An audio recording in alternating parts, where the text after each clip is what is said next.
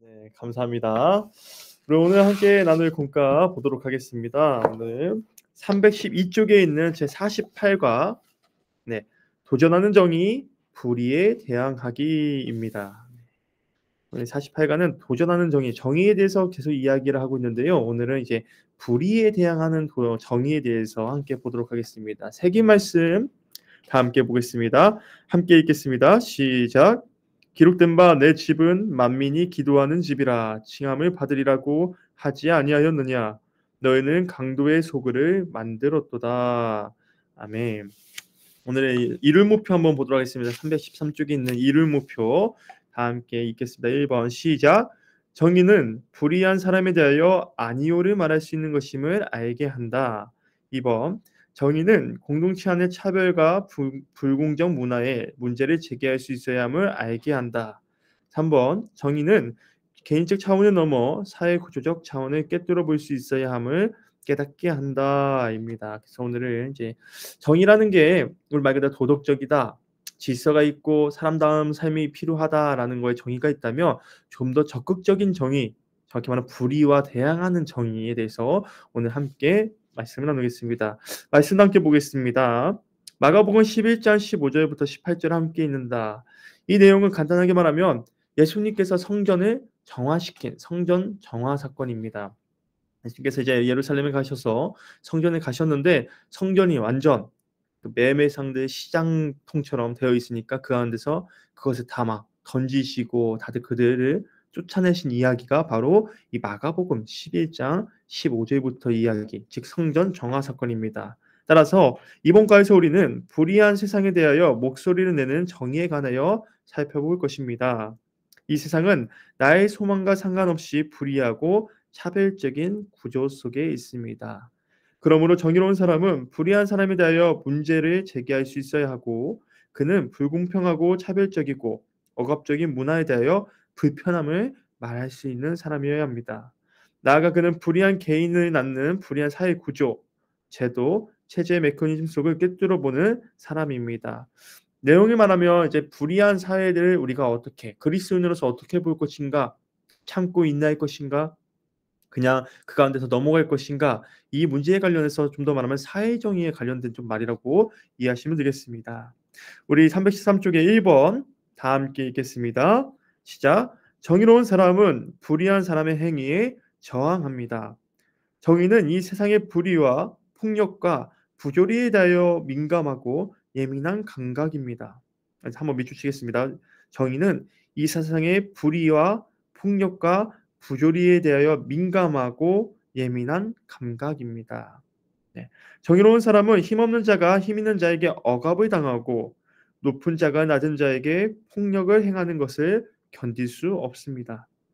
그는 외치고 고발하고 저항합니다. 성경에 이러한 인물들이 엄청 많은데 이 공과에서는 어떻게 말하고 있냐면요.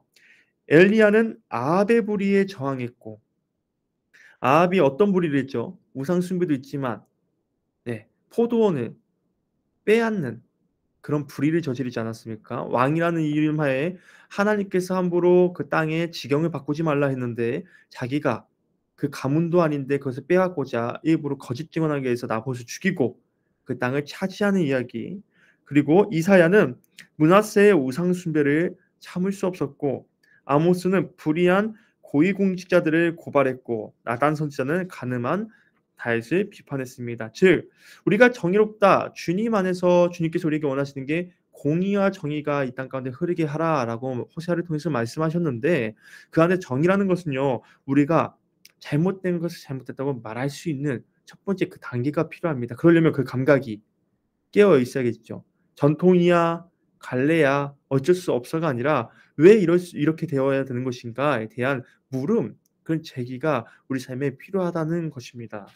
그래서 보면요, 다음 장 보겠습니다. 314쪽에 예수님은 우리를 너희는 세상의 소금이라고 선언하셨습니다.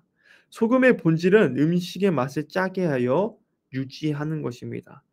이거를 이제 소금은 음식에게 고통을 주지만 음식을 썩지 않게 합니다. 약간 좀 은유적으로 표현했는데, 쉽게 말하면 소금의 역할이 무엇일까요? 소금은 변하지 않게 하는 거. 변질되지 않게 하는, 상하지 않게 하는 게 소금의 역할이죠.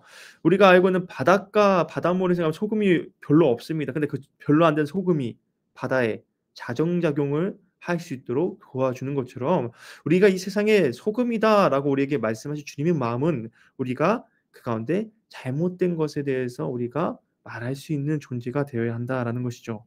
그래서 정의는 세상 모든 사람들이 불의해할 때 아니요라고 외치는 소금입니다. 정의는 모든 사람이 폭력에 침묵할 때 폭력이야라고 알리는 나팔입니다. 세례 요한은 헤롯이 불륜적인 결혼했을 때 이에 저항했습니다. 정의는 불의한 일에 아니요하는 것입니다. 세례 요한이 왜 감옥에 가고 결국은 죽게 되었는지 이야기를 알고 계시죠?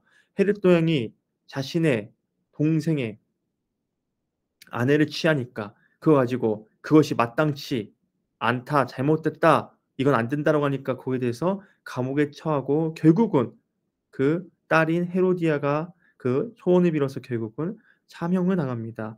그런데 우리가 필요한 것은요. 우리가 잘못된 것을 아는 것뿐만이 아니라 그것을 말할 수 있어야 된다. 그것에 대해서 우리가 불편할지라도 우리가 비판적인 사고를 가지고 말할 수 있어야 한다라는 것입니다.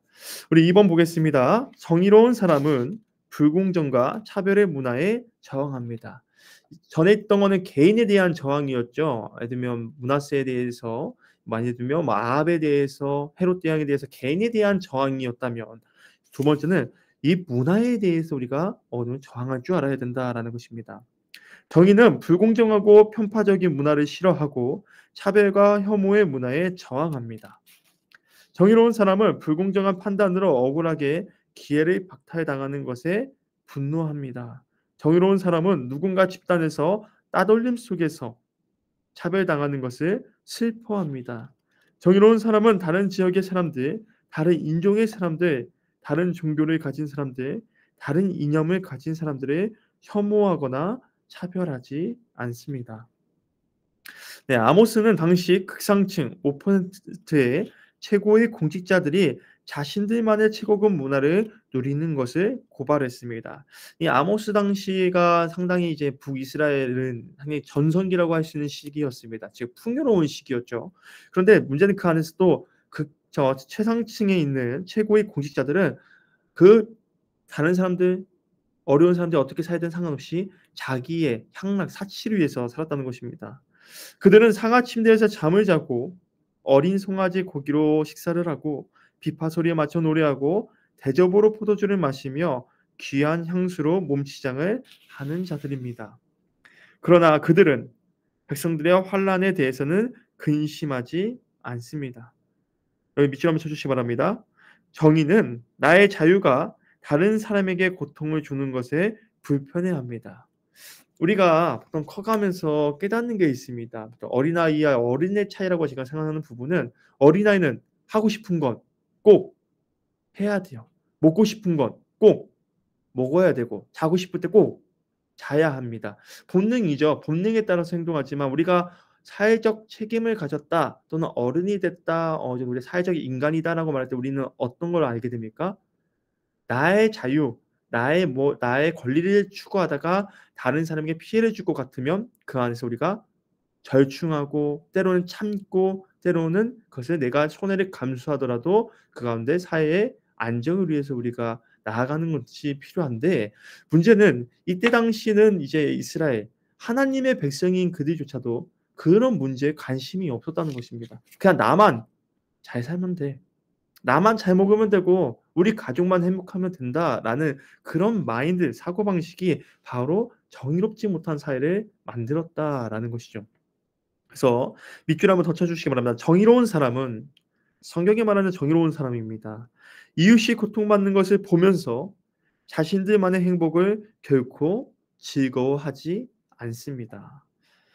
성경에 보면 우리가 십계명이 있잖아요. 십계명이라는 것은 쉽게 말하면 하나님께서 나의 백성이면 내가 사랑하는 나를 사랑하는 자녀면 이렇게 살았으면 좋겠다. 이렇게 살아야 된다라고 주신 계명, 명령입니다. 십계명이 총 10가지가 있지만 크게 두 가지로 나눌 수가 있는데 첫 번째는 하나님에 관한 이야기. 하나님을 사랑하라. 우상 숭배하지 마라. 오직 하나님만 사랑하라. 안식일을 거룩하게 지켜라. 하나님을 사랑하라고 다른 하나가 무엇입니까? 바로 이웃을 사랑하라.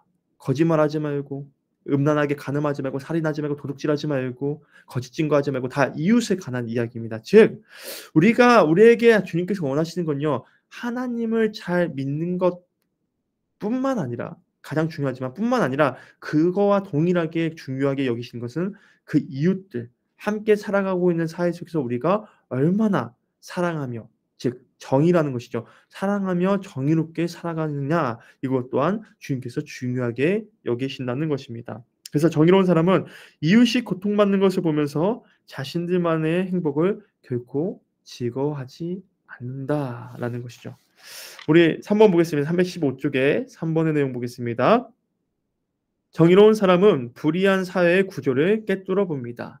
1번은 불의한 개인에 대해서 목소리 내는 거였고요. 2번은 그 차별적이고 그런 상대방을 어려운 사람을 돌보지 않는 그런 불공정한 문화에 대해서 저항한 거였다면 마지막은 더 큰 규모의 사회적 구조에 대해서 우리가 꿰뚫어 봐야 된다라는 것입니다. 정의는 단순히 불의한 개인에 대한 저항에만 머물지 않습니다. 한 개인의 행위는 그가 살고 있는 사회와 문화라는 맥락에서 나옵니다. 폭력적인 사회 구조에서 폭력적인 사람이 일어나고 차별적인 문화에서 차별적인 사람이 등장합니다. 그러므로 정의로운 사람은 사회 제도와 시스템에 대한 시각을 가져야 합니다. 이 내용이 바로 그 내용인데요. 예수님은 이 성전 정화 사건 이야기입니다. 예루살렘 성전에 들어가셔서 채 찍어 드시고 돈 바꾸는 환전상들과 비둘기 파는 상인들을 내쫓았습니다. 그리고 외치셨죠. 내 집은 만민이 기도하는 집이라 칭함을 받으리라고 하지 아니하였느냐. 즉 만민이 기도하는 집이어야 되는데 너희는 강도의 소굴을 만들었다. 이 이야기는 예수님이 가장 분노하신 장면으로 꼽힙니다. 예수님께서도 화를 내셨죠. 분노하셨습니다. 독사의 자식들아라고 바리새인들과 서기관들이 욕하기도 하셨고, 그리고 또한 한 번씩 크게 화를 내셨는데 이 선전 정화 사건만큼 예수님이 무섭게 그 상황을 이끌어간 적이 없습니다. 흔히 사람들은 예수님의 이 분노의 채찍이 환전상과 상인을 향한 것이라고 말합니다. 그런데 더 깊게 보면 그렇지가 않다는 겁니다. 당시 성전에 들어오는 어마어마한 헌금으로 자신들의 부와 권력을 채우는 제사장과 같은 종교 체제를 향한 저항이었습니다. 이 성전에 들어가려면 성경에도 나오지만 세계 돈을 내야 했습니다. 성인에 따라서 반세계를 내야 했죠. 그리고 또 우리가 성전에 들어갈 때 왜 들어갑니까? 예배하면서 당시는 예배뿐만 아니라 제사도 드렸기 때문에 제사를 드리기 위해서 제물을 가지고 갈 필요가 있었습니다. 그런데 생각해 보세요. 예를 들어 볼게요. 우리가 도원교회에서 예를 들면 제사를 지낸다. 예배를 위해서 제사를 지낸다는데 우리 김영숙 권사님께서 지금 이제 고향에 내려가시다가 와야 된다. 그런데 문제는 제사를 지내려면 양이 됐든 소가 됐든 비둘기가 됐든 제사 제물을 끌고 와야 되지 않습니까? 근데 그 먼 거리에서 끌고 오려면 너무나 힘들겠죠. 그래서 어떻게 합니까? 그냥 맨 처음에는 모든 이스라엘 백성들이 먼 거리서라도 끌고 왔습니다. 그 희생 제물을 말이죠. 그런데 사실 너무 힘들고 소요가 걸리니까 어떻게 하냐? 예루살렘 근처에서 이제 그거를 희생 제물, 제사 제물을 파는 그런 집들이 생겨나죠. 그러다가 더 나아가서 이제 어떻게 됩니까? 이제 성전 안에서도 아무렇지 않게 그것을 매매하는 일들이 벌어지기 시작합니다. 여러분 생각해 보세요. 성전은 분명히 예배드리는 곳이어야 되고 기도하는 곳이어야 되는데 어느 순간부터 "이거 얼마입니다. 얼마에 팔게요."라는 시장의 목소리가 들리기 시작했고 그 가운데 어느 순간부터 돈이 오고 가는 거리 그리고 어느 순간부터 그 안에서 여러 가지 부당한 방법으로 이익을 취하는 자들, 돈이 많아지니까 구걸하는 자들이 모여들기 시작합니다. 즉 어느 순간부터 성전이 아닌 강도의 소굴처럼 변했다. 이것을 예수님께서는 지적하신 건데 그렇게 만들도록 했던 사회 구조, 제사장들을 비롯한 그때 당시 종교 체제에 대해서 말씀하신 것입니다. 하나님의 말씀을 너희들이 그대로 따랐다면 이러한 일이 될 수 없다. 기도하고 예배해야 되는 곳이 아니라 지금 너희들은 성전에서 매매하는 거, 성전에서 너희들끼리 부당한 이익을 취하고 어려운 자를 괴롭히는 이러한 자리, 시장과 강도의 소굴로 만들었다라고 말한 것이죠. 더 나아가서 밑줄 한번 쳐주시기 바랍니다. 당시 제사장들이 가진 땅은 전 국토의 30%를 차지할 정도로 그들은 부패했습니다. 여러분들 제사장들이면 레위 족속의 후 이제 아론의 자손들이니까요. 레위 족속인데 이 성경에 분명히 기록되어 있습니다. 제사장들은 땅을 가지게 돼 있을까 못 가지게 돼 있을까요? 못 가지게 되어 있습니다. 일정 부분의 땅에 그들이 살 곳은 따로 떼어줬지만 말 그대로 그들의 재산으로서 가지고 있는 땅이 아니라 그들은 살 지역만 받았고요. 동시에 그들은 어떻게 합니까? 각 족속의 12조를 통해서 그들의 생활을 영위해야 됐습니다. 그런데 이때 당시 얼마나 그 사회 구조가 부패했냐면요. 전 국토의 이스라엘 땅의 30%가 제사장들의 재산이었다라고 기록되고 있습니다. 예수님은 바로 이러한 사회 구조적 불의의 본질을 꿰뚫어 보신 것입니다. 우리 지금으로 따지면 단적인 예를 들면 우리가 어떻게 민감하게 반응해야 되느냐라고 한다면 저는 개인적으로 이제 교회 안에서는 우리가 피부로 와닿을 수 있는 건 교회 세습이 아닐까 싶습니다. 그렇죠. 교회 세습은 사실은 많은 문제가 되는데 뭐 말 그대로 개척교회 성도님들 목회자들이 막 안 가려고 하는 그런 막 섬에 있는 그 교회 아버지의 뒤에서 그거를 하겠다 그 자체 지켰다 하면 얼마나 박수 받고 인정받을 일입니까? 근데 그게 아니라 어느 순간부터 큰 교회, 대형 교회, 그 교회 자신의 아들들 서로를 심지어 요즘은 세습도 다양한 방법으로 세습을 합니다. 아들에게 물려주면 그러니까 어느 정도 사이즈가 되는 두 교회 담임 목사들끼리 서로 합의해서 그 아들들을 서로 각자의 교회로 무슨 말인지 이해하시죠? 바로 주면 그러니까 서로 어느 정도 사이즈 맞춰서 둘이 교체하듯이 내 아들은 너희 교회 단임시켜줘라. 그럼 너희 아들 내 교회 단임시켜줄게. 이런 식으로 세습을 하는 편법하는 것도 아무렇지 않은 우리가 정의롭고 공의롭다는 것에 민감해야 되는 부분이 무엇이냐면요. 세상적으로도 중요하지만 우리 교회 안에서의 구조 속에서도 우리가 민감해야 됩니다. 새로 오는 사람들이 우리 교회에 적응하지 못한다? 그럼 우리 안에 우리는 못 느꼈지만 너무나 오래 다니고 당연하게 여기서 못 느꼈지만 우리 안에서도 때로는 바뀌어야 되는 부분이 분명히 있어야 된다는 것이죠. 어느 순간부터 뭐야 나 이렇게 못하겠어. 교회 이 안에서 그들을 함께 지내고 뚫고 들어가기가 너무나 어렵다. 그 장벽이 너무나 높다라는 이야기가 들린다면 솔직히 말하면 우리 교회 안에서 우리가 스스로 반성하고 그에 대해서 진중하게 우리 삶을 돌아볼 필요가 있습니다. 우리 안에서도요. 교회 안에서도 이런 사회 구조적인 교회 구조적인 문제들을 가지고 우리가 고민해야 되고 어떻게 하면 더 주님께서 원하시는 정의로운 공동체가 될까?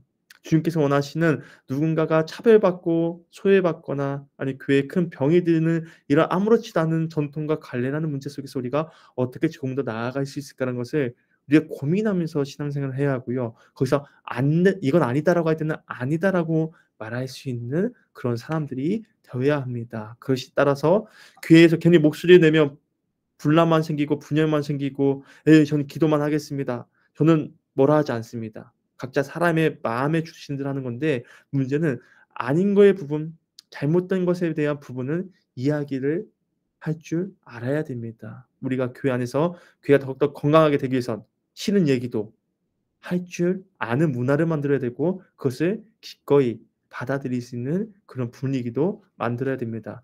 여러분들 예를 들어서 몸이 아파요. 병원에 갑니다. 그럼 의사 선생님이 좋은 말만 해 줄까요?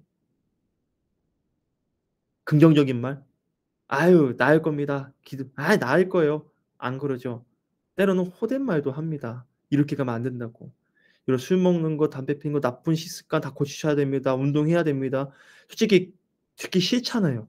몸도 아파 죽겠는데 나도 그거 다 아는데 왜 또 말하냐 이렇게 생각할 수도 있는데 그럼에도 우리가 듣고 어떻게든 하려고 하는 이유가 무엇입니까?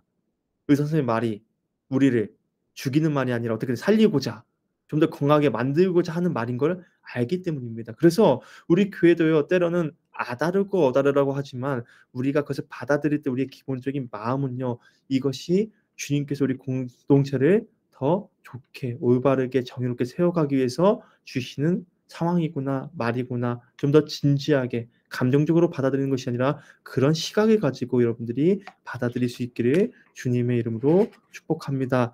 이렇게 말했다고 갑자기 내가 그동안 마음에 계속 담아둔 거 해가지고 오늘 성도님들 만나자마자 그 얘기만 하거나 그러지 마시고요. 생각은 하되 그것을 입 밖으로 낼 때는 얼마나 긴 연단이 필요해요. 무슨 말인지 아시겠죠? 그 연단. 이 말을 할 때 진짜로 주님께서 성령을 통해서 말하는 자와 듣는 이가 동일하게 은혜 가운데 그리고 그 가운데 아멘으로 할 수 있게끔 주님 도와달라는 그 기도와 그 준비가 된 이후에 이렇게 서로 권면할 수 있는 그리고 권면 가운데 주님의 은혜를 누릴 수 있는 우리 동원교회가 될 수 있기를 주님의 축복합니다. 우리 316쪽 보겠습니다. 3 나누기 보겠습니다. 1번입니다. 예수님이 우리에게 소금이라고 하신 말씀은 정의와 무슨 관계가 있을까요? 소금은 음식을 짜게 하여 먹기 좋게 할 뿐만 아니라 썩지 않도록 방지하는 역할을 합니다. 음식의 입장에서 소금은 자신을 아프게 하는 존재입니다. 예수님이 너희는 세상의 소금이라고 한 말씀은 소금은 세상을 아프게 하기 때문입니다. 불편하게 하기 때문이죠. 세상이 불의로 나아갈 때 소금은 아니요라고 말하는 정의이기 때문입니다. 그래서 우리도 이러한 마음을 가지고 세상의 기준 가치에 따라가서 군중심을 흔들리는 것이 아니라 주님이 보실 때 이것을 어떻게 보실까? 주님은 이것을 무엇이라고 말씀하실까? 라는 우리의 생각이 그런 과정이 필요하다는 것입니다. 아모스가 2번입니다. 아모스가 비판한 고위공직자들의 최고급 문화는 오늘날 어떻게 이해할 수 있을까요? 아모스는 최고 권력층 사람들이 자기들끼리만 누리는 고급 문화에 저항했습니다. 주변에 가난하고 힘들게 사는 사람들이 여전히 존재하는 현실에서 자기들만의 행복과 기쁨을 누리는 것은 불의이며 죄악입니다.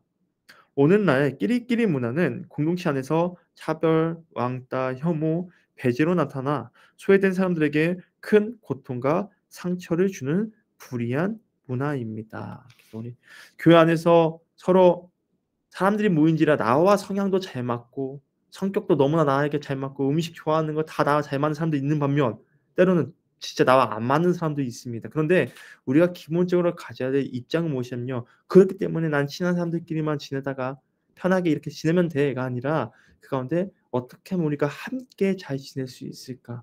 때로는 내가 좋아하지 않더라도 그 사람이 좋아한다면 한번 해주는 것들 그리고 그 사람에 대해서 따뜻한 말로 위로하고 나아가는 인사하는 것도 우리에게 매우 중요한 문화, 교회 안에서의 중요한 문화라고 할 수 있겠습니다. 3번 우리에게 불이한 사회 구조를 꿰뚫어 볼 수 있는 안목이 필요한 이유는 무엇일까요? 인간은 환경에 영향을 받는 존재입니다. 아무리 개인이 정의롭게 살고자 하여도 그가 처한 사회적 환경이 불이한 구조 속에 있으면 개인도 불이한 삶을 살 수밖에 없습니다. 이게 유명한 건데요. 사회정의라는 말이 여기서 나온 겁니다. 어떤 한 실험을 해봤어요. 엄청 정의롭고 도덕적으로 기준이 높은 사람들을 모아가지고 그들이 지내게 했습니다. 그러면 생각해보세요. 개인이 엄청 도덕적이고 정의로워요. 그러면 그 개인들이 다 이렇게 모이면 그 집단, 그 공동체는 어떤 공동체가 될까요? 분명히 정의로운 공동체가 돼야 되는데 이상하게 개인들은 다 정의롭고 도덕적으로 괜찮은데 모이기만 하면 뭔가 편법, 변질되고 그 안에 차별하고 그 안에 부패하는 모습들이 나타난다는 것입니다. 여기서 한 가지 많이 나오는 것이 사회정의라는 것인데 그래서 개인으로만 바뀌는 건 분명히 한계가 있다. 그래서 구조를 바꾸도록 해야 된다. 문화를 바꾸도록 우리가 해야 한다는 것이 바로 여기서 나온 말입니다. 그래서 예수님이 말씀하신 게 이것이죠. 성전에서 환전상이나 비둘기 장사꾼의 잘못된 행위. 야 너희들 잘못했어. 너희들 나가. 이 개인으로만 끝난다고 그 문제가 해결되는 것이 아니라는 것이죠. 성경 통해 이득을 취하는 종교 권력자들이 그거를 암묵적으로 승인해 줬고 그 안에 나오는 부당한 이익을 통해서 계속 생활을 영위했기 때문에 그 구조를 끊어내지 않고서는 그 문제가 단순히 환전상이나 그런 막 비둘기 파는 장사하는 사람들을 쫓아낸다고 될 문제가 아니라고 예수님은 보여주신 것입니다. 그래서 불의한 사회 구조는 불의한 개인을 낳는다. 이거 밑줄 한번 쳐주시기 바랍니다. 불의한 사회 구조는 불의한 개인을 낳는다. 여러분들 제가 이제 마지막으로 얘기하면 가장 그 공동체 안에서 불의한 건 아니고 부조리라는 말을 가장 많이 들은 곳이 저는 군대였습니다. 저는 사회에서 부조리라는 말을 들어본 적이 없어요. 부조리, 뭐 가혹행위라는 말을 저는 학교 다니면서도 들어본 적이 없는데 딱 군대를 가니까 부조리하지 않는 문화를 만드시다, 뭐 가혹행위를 하지 않는 뭐 좋은 문화를 만드시다 이렇게 군대에 막 그런 말이 있더라고요. 제가 그때 근데 군대에서 깨달은 게 무엇이냐면요.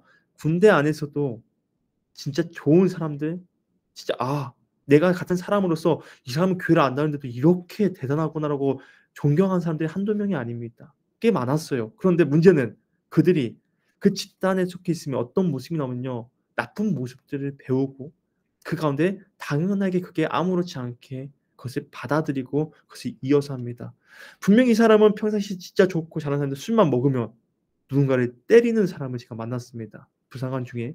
제가 그거 보고 엄청 충격을 받았는데 그때 제가 느낀 게 있습니다. 원래 처음부터 그 사람은 술도 원래 안 마셨고 그런 모습도 없었는데 군대에 가서 먹고 서서히 선임 중에 누군가 그렇게 하는 사람을 맞으면서 자기도 배우면서 똑같이 아무렇지 않게 행하는 모습을 보면서 제가 깨달은 게 뭐냐면 우리가 개인은요 분명히 그 환경이 중요합니다. 가정 환경뿐만이 아니라요 친구 관계도 중요하고 말 그대로 그 사회의 구조가 어떠한지도 매우 중요합니다. 그래서 우리나라는 도덕적으로 뭔가를 훔치는 거에서 민감하지만 이 남아 그 뭐냐 남미나 이런 데 가면 핸드폰이나 이런 것도 아무렇지 않게 훔쳐간 지갑을 훔쳐가는 이들이 비일비재하고 그런 모습이 나타나는 이유가 무엇입니까? 그 사회 그냥 문화가 당하는 사람이 멍청한 거지 하는 사람이 문제가 없어라는 문화가 이미 형성돼 있기 때문에 그렇습니다. 여러분들 그렇기 때문에 우리가 더욱더 사회 구조를 위해서 이 나라를 위해서 기도할 때 이 나라의 정의로운 나라가 돼 달라고 기도를 해야 되는 이유가 무엇이냐? 우리 아이들이 우리 자손들이 다 자라갈 때 개인의 가정 교육만으로 그것이 완성되는 것이 아니라요. 결국 구조가 좋게 좋게 바뀌어가야 됩니다. 조금이라도 더 주님의 뜻 가운데 정의롭고 공의로운 그 나라가 되도록 우리가 기도해야 되는 이유가 바로 여기에 있다는 것을 여러분들이 기억하시기 바랍니다. 우리 함께 기도하기 보겠습니다. 1번 함께 읽겠습니다. 시작. 세상 사람들이 모두 불의한 길로 가자고 할 때 아니오라고 말하게 하소서. 2번 소외되어 힘들게 사는 이웃 옆에서 우리만의 행복으로 기뻐하지 않게 하소서. 3번 우리의 눈을 열어 우리를 불이하게 하는 사회적 시스템의 깊은 속을 꿰뚫어 보게 하소서. 네. 오늘 내용은 바로 도전, 불의에 대항하는 도전하는 정의에 대해서 말했습니다. 개인에 대해서도 아니오라고 말할 수 있어야 되고요. 나아가 그 문화, 그 사회적 구조에 대해서도 우리가 민감하게 그리고 때로는 비판적으로 바라볼 수 있어야 됩니다. 그리고 우리 교회 안에서도 그것 가운데 우리 교회는 과연 주님 보시기에 정의로울까? 우리가 주님께서 보시기에 우리의 이런 문화들이나 이런 교회의 이런 분위기가 과연 주님 보시기에 합당할지 나는 무엇을 할 수 있을지를 우리가 돌아보면서 우리 구역원들을 살리고 또 구역들이 주님 안에서 깊은 은혜 가운데 정의롭게 세워질 수 있기를 주님의 이름으로 축복합니다. 네, 이상으로 교육 마치고요. 제가 기도하고 난 후에는 우리 부교우장님들만 남아주시면 감사하겠습니다. 기도하겠습니다. 사랑하는 일시 아버지 하나님, 우리에게 허락하신 정의, 주님께서 원하시는 정의가 우리 가운데 이루어지길 소망합니다. 한 개인이 한 개인이 힘을 모아 주께서 원하시는 이 공동체, 이 나라를 세워가게 하여 주시고 무엇보다 주님의 은혜 가운데 우리가 더욱더 살아갈 수 있도록 주님이 원하시는 그 기준과 가치를 바라며 그곳에 소망을 두며 살아가는 우리가 되도록 주께서 역사하여 주옵소서. 우리 구역원들 한 명 한 명의 삶을 지켜주시고 우리 구역들이 주님 안에서 언제나 하나 될 수 있도록 주께서 함께하여 주시옵소서. 언제나 우리 함께 하시는 예수님의 이름으로 기도합니다. 아멘.